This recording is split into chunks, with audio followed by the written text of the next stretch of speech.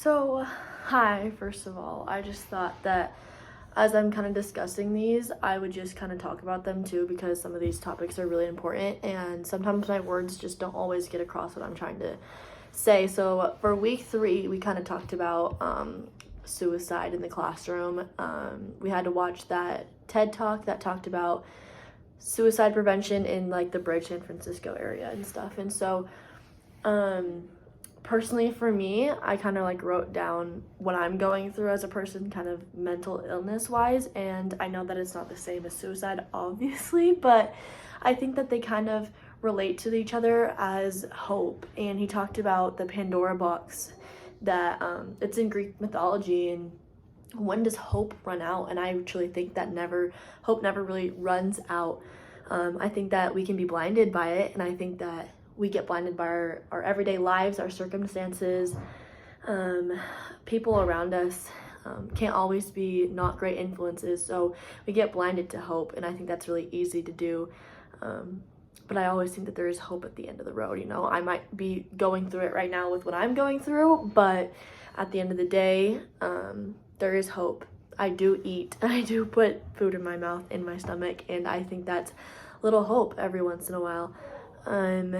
In the classroom, suicide prevention, I feel like, is a really big thing. You don't always know what your students are going through, and you might like have little tips and pointers, and your colleagues might be like, well, this student's a little bit more quiet, so make sure that you're just involving them in more discussions and stuff like that. But you truly never know what a student is going through. Your most talkative kid could just feel more comfortable in your class, and he might be going through it and might feel depressed or might feel a little bit more suicidal. So what I kind of talked about was listening to your students as much as you can, having your classroom be a safe space, safe environment for your kids to come into every day. I know the teachers that I felt were a lot more, I want to say appeal to pathos, which is like appeal to emotion, because I learned about that senior year of high school, and I love it. I think that is such a brilliant term.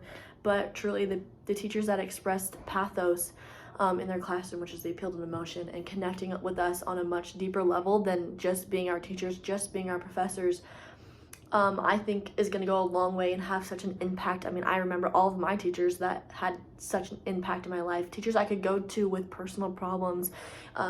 For me, that was more coaches than it was professors or teachers, which is totally fine.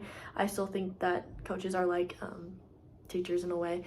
But I thought that this week was very hard, but it was something that needed to be talked about a lot. And I think that each school district kind of maybe has their own way of dealing with it. I know from my perspective and for my school, we didn't talk about it at all. And it's something that did need to be talked about because there was at least 2 suicides in my 4 years of going through high school. And it made an impact and no one knew what to do about it. So I loved this week, and I hope you get a chance for my summary portion to read that, but I felt like a video might be a little bit more better.